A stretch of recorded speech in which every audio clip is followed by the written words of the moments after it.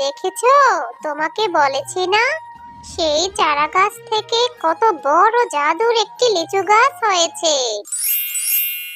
মিনা, আমি জাদুর লিচু গাছ। তোমরা মা ও মেয়ে অনেক ভালো। মিনা, আমি বাঘিনী মামির বাড়িতে কাজে যাব, তুই কিন্তু কোথাও যাস না। বাড়িতেই থাক, আমি তাড়াতাড়ি ফিরে আসব। আচ্ছা ঠিক আছে মা, তুমি তাহলে যাও। তুমি আসার সময় আমার জন্য লিচু নিয়ে আসবে। বাজারে নতুন নতুন লিচু উঠেছে, আমার যে লিচু অনেক পছন্দ। না রে মা, আমি তোকে লিচু কি করে কিনে দিব? এখনো তো মাস শেষ হয়নি, মাস শেষ হলে আমি তোকে লিচু কিনে দিব। মা তো বললো আমাকে লিচু কিনে দিতে পারবে না, কিন্তু আমার তো লিচু খেতে ভীষণ ইচ্ছে করছে। আমি বরং যাই বিনা ও বান্টিদের বাড়িতে। বিনা ও বান্টিদের বাড়িতে লিচুর গাছ আছে, ওদের সাথে খেললে ওরা আমাকে একটা লিচু দিবে।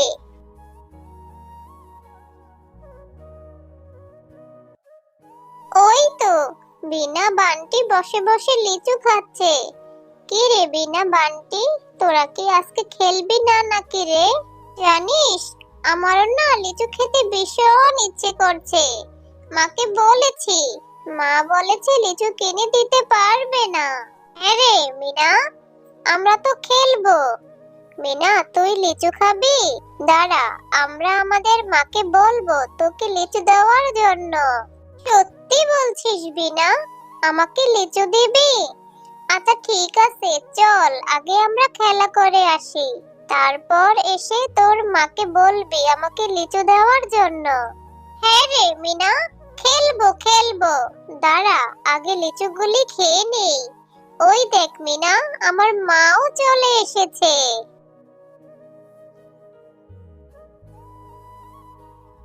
মা, ও মা, দেখো মিনা এসেছে। মিনার না লিচু খেতে ভীষণ ইচ্ছে করে।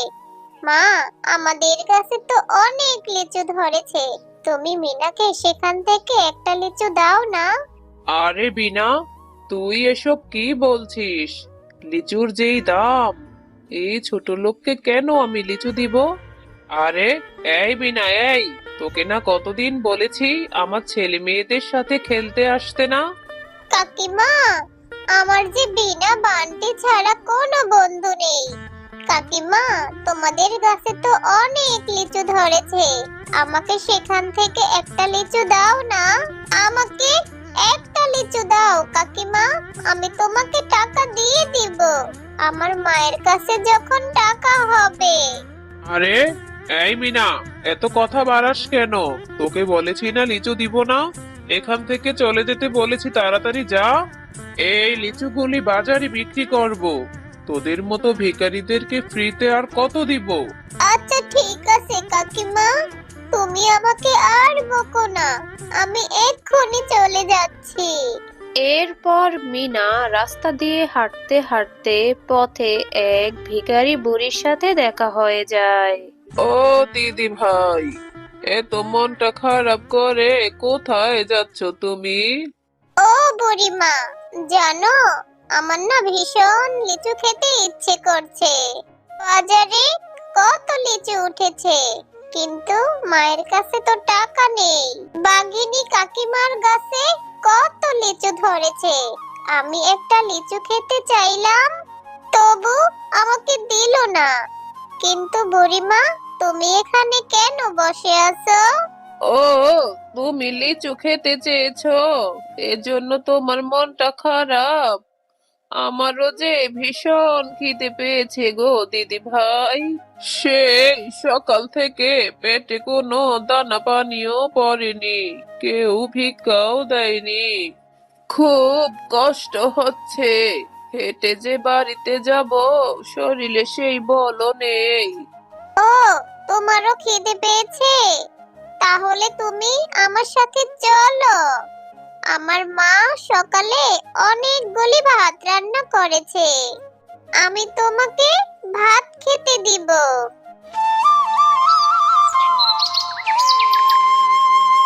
দিদি ভাই, তোমার মা কোথায়? তোমার মাকে তো দেখতে পাচ্ছি না। তুমি বাচ্চা মানুষ, তুমি আমাকে ভাত খেতে দিলে তোমার মা তোমাকে বকবে যে। আমার মা ওই শহরে কাজ করে, একটু পরে চলে আসবে। তুমি এখানে বসো, আমি তোমার জন্য এক্ষুনি ভাত নিয়ে আসছি।